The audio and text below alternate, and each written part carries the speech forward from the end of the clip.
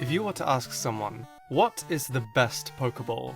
Chances are they're of course going to say the Master Ball, which makes perfect sense. It's the only Pokemon in the game that has an 100% catch rate on any wild Pokemon, and as long as there aren't any other Pokemon in the field, and the Pokemon isn't already owned by a trainer, or for some other reason, the Master Ball will indeed catch any wild Pokemon. And before you try and tell me that it can't catch an Ultra Beast, because only Beast Balls can catch Ultra Beasts, guess what? Master Ball catches them as well. So yes, the Master Ball is indeed overall the best Pokeball. Or is it? Now, as you may or may not know, I've talked about Pokemon moves that aren't in the main series Pokemon games that have appeared in other forms of media, but as the title suggests, there are also different kinds of Pokeballs that exist outside of the main series Pokemon games. Some Pokeballs you definitely will have seen before, and some others you probably won't have. So let's take a look at some, and along the way, hopefully find a Pokeball that's even better than the Master Ball. So the first Pokeball I can almost guarantee you've seen before, and it's because it appeared in the very first episode of the anime. In fact, outside of the Pokemon theme song, and this Pokeball right here, the green Pokeball was the very first Pokeball shown in the anime. Now a lot of you might be wondering why this Pokeball is green, and I also did at first. However, after looking into it, I found out Proto Mario did a video covering the green Pokeball, and it turns out that it's highly likely that the green Pokeball is actually a Safari Ball, since the Safari Balls used in one of the banned episodes of the anime, where Ash catches 30 Tauros, were also green. The only difference is that the Safari Balls had an S on them, and the first green Pokeball we see doesn't. But if you think about it, what other Pokeball is it going to be? Now of course people are going to argue against the green Pokeball being a Safari Ball, because Onix isn't available in the Safari Zone in the video games, but the problem with that argument is that this isn't the video games. If this was the video games, Safari Balls wouldn't look like this. So I have no problem believing that this trainer came across a rare wild Onix somewhere in the Safari Zone and caught it. That's much more interesting than he got bored and decided to paint his Pokeball green. Speaking of the first Pokemon episode, did you know that the Pokeballs that held the starter Pokemon didn't look exactly like a normal Pokeball?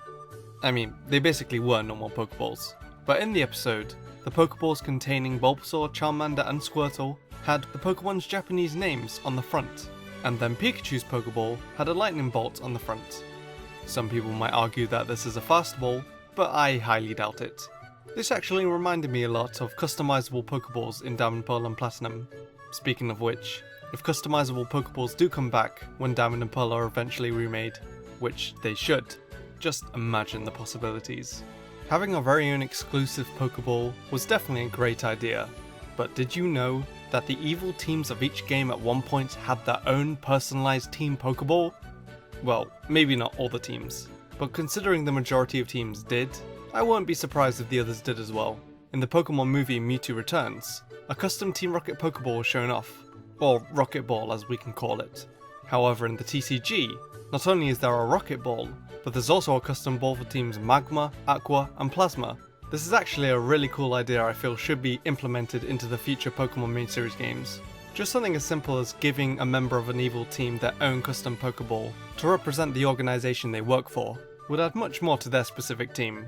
The Pokemon anime also shows us what Pokeballs used to look like and how they worked. Instead of the traditional red and white look, the original version, which is called the Old Ball, looked suspiciously like a weapon. However, the design choice does make some sense. The Old Ball was shown in the Celebi Voice of the Forest movie, and was used by a character called Sam. How this ball worked was, instead of throwing it, Sam twisted the cap on the ball and the Pokemon came out of it.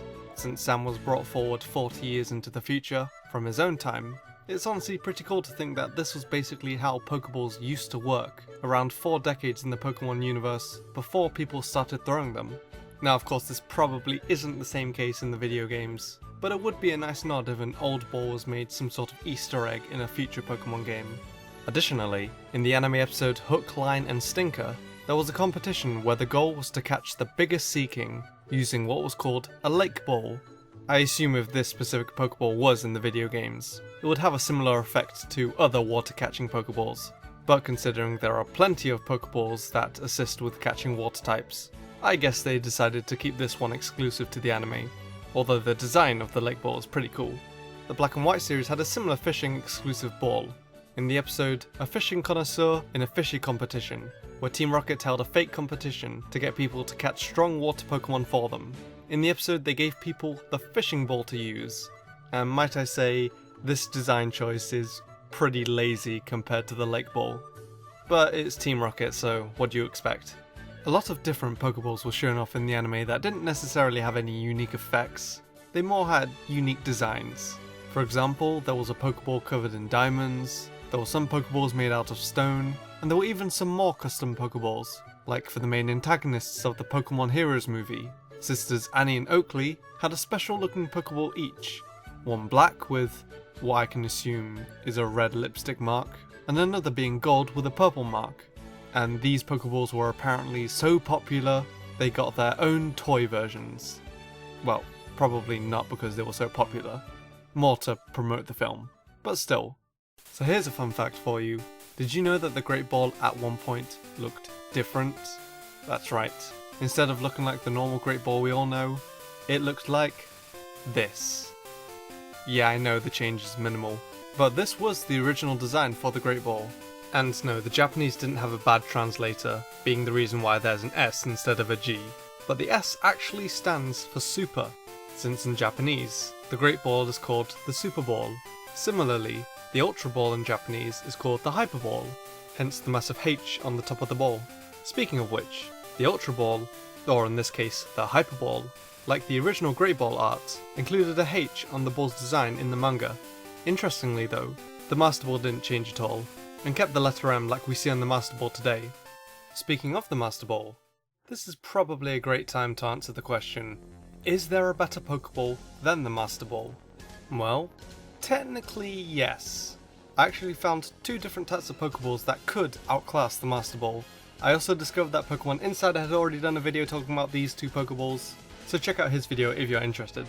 Anyway, the first possible candidate that could beat the Master Ball is actually the ball that Mewtwo used in the first Pokemon movie, that we'll call from now on the Clone Ball.